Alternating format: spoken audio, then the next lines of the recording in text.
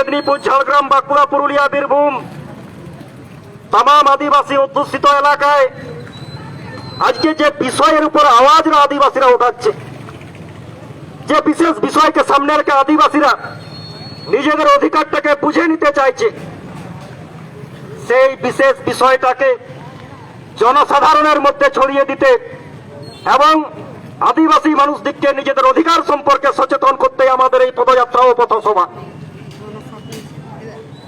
আপনাদের মনে হতেই পারে, আপনাদের জানা থাকতেই পারে, এই এলাকাটা জঙ্গলমহল এলাকা, এই তিমন এলাকা জঙ্গলমহল এলাকা। এই এলাকার আদিবাসীরা অরণ্যের সাথে অবিচ্ছেদ্য সম্পর্ক রেখে এখানে বসবাস করে। সাথে সাথে এটাও জানেন 2006 সালের 18 ডিসেম্বর পার্লামেন্টে বনাধিকার আইন 2006 আইন পাস হয়েছে। এখানে অনেক বেশি দূর নয়, এই টিমের রেঞ্জ অফিসার না বিট অফিস কি আছে আমার জানা নেই, অনেক বনাধিকারিকদের দপ্তর এই এলাকায় আছে আমার জানা আছে। স্বাধীনতার 75 বর্ষ গতকালকে পূর্তি হয়ে গেল। আমরা স্বঘোষিত সমাজসেবকরা, স্বঘোষিত নেতা নেত্রীরা, স্বঘোষিত দেশ সেবকরা বিভিন্ন স্তরের গতকালকে মাইকে চোঙা ধরে সাম্য, স্বাধীনতা, গণতন্ত্র, শান্তি, প্রগতি, সম্প্রীতি, ভ্রাতৃত্ববোধের বড় বড় বুলিয়া গেলাম। ভারতবর্ষকে নতুন করে গড়ে তুলতে হবে, ভারতবর্ষকে প্রগতিশীলতায় নিয়ে যেতে হবে, ভারতবর্ষকে বিশ্বের আসনে বসাতে হবে।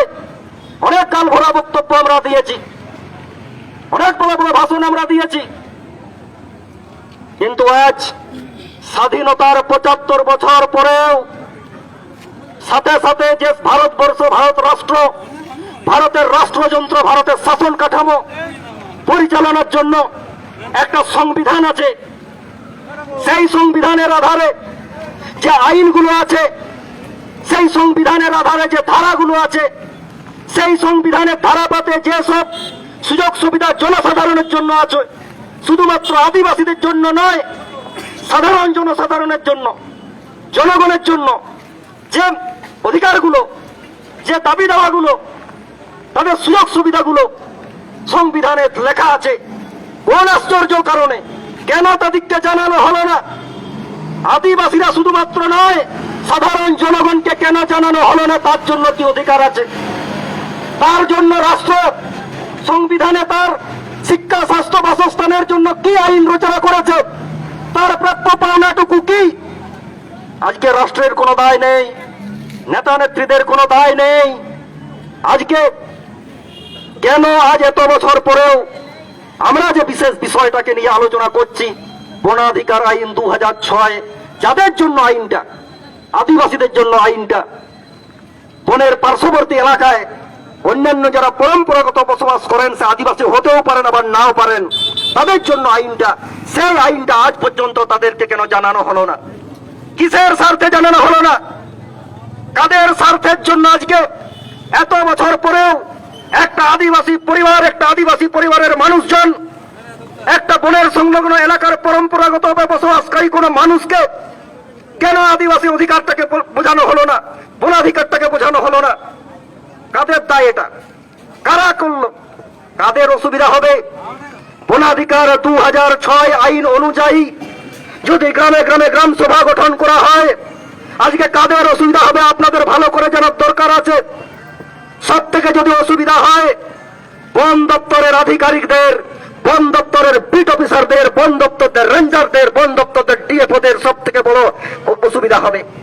তাদের মাতব্বরিটা জঙ্গল এলাকায় আর চলবে না, তাদের দাদাগিরিটা আর এই আদিবাসী এলাকায় চলবে না। সাথে সাথে এই বনাধিকারিকদের, বনের আধিকারিকদের, রেঞ্জারদের, বিট অফিসারদের, ডিএফওদের যারা মদত দেন, যেসব রাজনৈতিক নেতা, যেসব ঠিকাদার, দালাল, টাকাবাজরা ওদের মদত দেন, প্রশাসনিক ক্ষমতা ব্যবহার করে তাদেরকে মদত দেন, তাদের দাদাগিরিটাও চলবে না। এই সামান্য স্বার্থের জন্য পার্লামেন্টে একটা পাস হওয়া আইন আজ পর্যন্ত আদিবাসীদেরকে নিয়ে কোনো সেমিনার করে জানা হলো না। আজকে এখানে বন দপ্তর আছে, আজকে জবাব দিতে পারবেন, যে আধিকারিক আছেন জবাব দিতে পারবেন। বনাধিকার 2006 অনুযায়ী আপনি এই এলাকায় কোটা সেমিনার করেছেন? বনাধিকার 6 অনুযায়ী আপনি কোটা গ্রামে আপনি বনাধিকার আইন অনুযায়ী গ্রাম সভা গঠন করেছেন? কেন করেননি? কিসের জন্য করেননি? কাদের মদতে করেননি? কিসের স্বার্থপূর্ণ হবে করেননি? আপনাকে জবাব কিন্তু দিতে হবে।